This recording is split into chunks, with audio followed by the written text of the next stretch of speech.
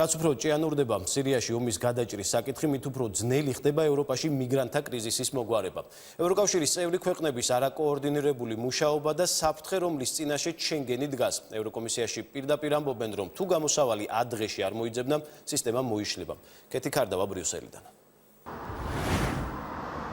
შენგენის ზონის წესების შეცვლა და იმ იდეის წინააღმდეგ წასვლა, რომელიც ორგანიზაციაში ერთ-ერთ ყველაზე დიდ მონოპოლად სახელდება ევროკომისიაში არ სურთ, კომისიის წარმომადგენლები ბრიუსელში აცხადებენ, რომ მაქსიმუმს გააკეთებენ იმისათვის, რომ დაიცვან თავისუფალი გადაადგილების პრინციპი. თუმცა აღარ მალავენ არც ერთ პრესკონფერენციაზე, რომ მდგომარეობა ასეთ კრიტიკულ ზღვარზე არასდროს ყოფილა. კომისიაში ამბობენ, რომ მათ სურთ შეადგინონ პროგრამები და სტრატეგია, რომ დაეხმარონ როგორც წევრ საბერძნეთს, ასევე არაწევრ და მათ შორის ფინანსური დახმარება გაუწიონ მიგრანტებს ადგილზე, რათა მათ გზა შუაგული ევროპისკენ აღარ გააგრძელონ. სექტემბერში თურქეთის სანაპიროსთან დაღუპული ლტოლვილის 3 წლის ალან კურდის ტრაგიკულმა ისტორიამ მსოფლიოს სირიის კონფლიქტი სხვა ჭრილიდან დაანახა. ტელეეკრანები და გაზეთები კურდის ფოტოებით დაჭრილდა და იმ გზაზე დაიწყო უფრო აქტიურად საუბარი, რომლის გავლაც ლტოლვილებს საომარი მოქმედებების გამოუწევთ. მცირეწლოვანი ბიჭუნა მიგრანტთა კრიზისის ტრაგიკულ მაგალითად იქცა, მიუხედავად იმისა, რომ სექტემბრამდეც ათასობით ადამიანისთვის აღმოჩნდა გზა მშობლიური ქვეყნიდან საბედისწერო და სექტემბრის შემდეგაც დაღუპულთა რიცხვი არ შემცირებულა. მიგრაციის საერთაშორისო ორგანიზაციის მონაცემებით 2015 წელს ევროპის კონტინენტზე 1 მილიონი მიგრანტი შემოვიდა. წელს ხმელთაშუა ზღვის გავლით უკვე 260,000-ზე მეტი. მიგრანტთა ნაკადს ევროკავშირი ვერ უმკლავდება. ევროკავშირის წინაშე არსებულმა უმწვავესმა პრობლემამ ორგანიზაციაში წევრებს შორის სოლიდარობის ნაკლებობა გამოავლინა.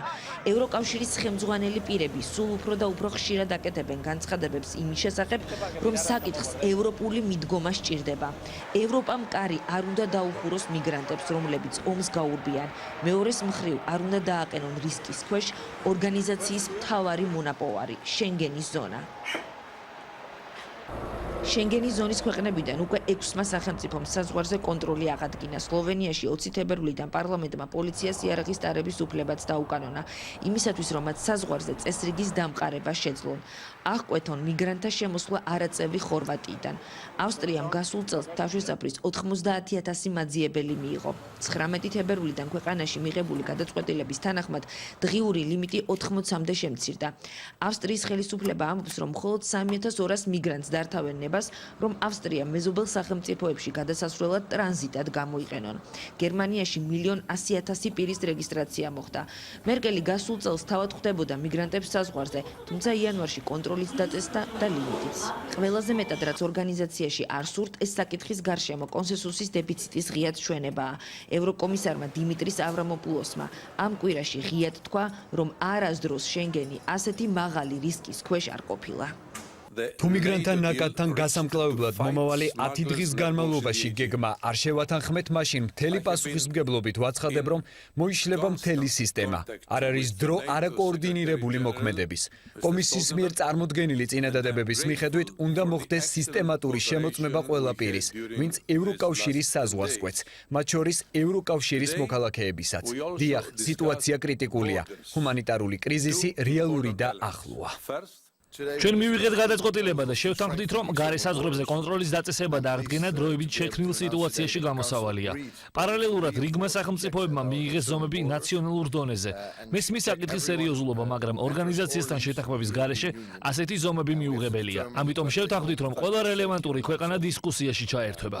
არ შეიძლება მიგრაციის პრობლემების გადაჭრის პასუხისმგებლობა მხოლოდ ერთ ქვეყანას დაეკისროს. საბერძნეთი არ დაუშვებს, რომ ევროპის ლიბანი გახდეს, სადაც სირიიდან 4 მილიონი ადამიანია შესული. ამ კვირაში დაძაბულობა წევრებს შორის იქამდეც მივიდა, რომ საბერძნეთმა ავსტრიიდან, როგორც ათენში თქვეს, არამეგობრული გადაწყვეტილების გამო ელჩი გამოიწვია. თუმცა ავსტრია კონტროლის შეწყვეტას არ აპირებს. უნგრეთში კი მთავრობის გადაწყვეტილებით რეფერენდუმი უნდა ჩატარდეს მიგრანტთა კვოტების შესახებ. წინააღმდეგ შემთხვევაში ოფიციალური ბუდაპეშტი ბრიუსელის წინადადებებს არ იღებს. 2016 წელს ევროკავშირში არალეგალურად შემოსული მიგრანტების რიცხვი 100,000-ს აღწევს. მიგრანტთა პრობლემის მოგვარება მნიშვნელოვანია ქვეყნებისთვის, რომლებიც ორგანიზაციის წევრობისკენ მიისწრაფვიან. მაგალითად, საქართველოსთვის. ამ კვირაში არ არის გამორიცხული, რომ ევროკომისიამ უკვე გადააგზავნოს ევროპარლამენტში და ევროპულ საბჭოში საკანონმდებლო ცვლილებები ქვეყნისთვის უვიზო რეჟიმის მინიჭების შესახებ და შემდეგ უკვე წევრი სახელმწიფოების ლიდერებზეა დამოკიდებული, რამდენად სწრაფად მიიღებენ ისინი პოლიტიკურ გადაწყვეტილებას. ჩვენ ბოლო პერიოდში არაერთი განცხადება მოვისმინეთ იმის შესახებ, რომ მიგრანტთა კრიზისმა არ უნდა იმუქმედოს პოლიტიკაზე, რომელიც აქვს ევროკავშირს და საქართველომ, რომელმაც შეასრულა სამოქმედო გეგმა, უნდა მიიღოს უვიზო მიმოსვლა შენგენის ზონასთან. მადლობა ქეთი, ბრიუსელიდან ქეთი ქარდავა საუბრობდა მოამბის ეთერში.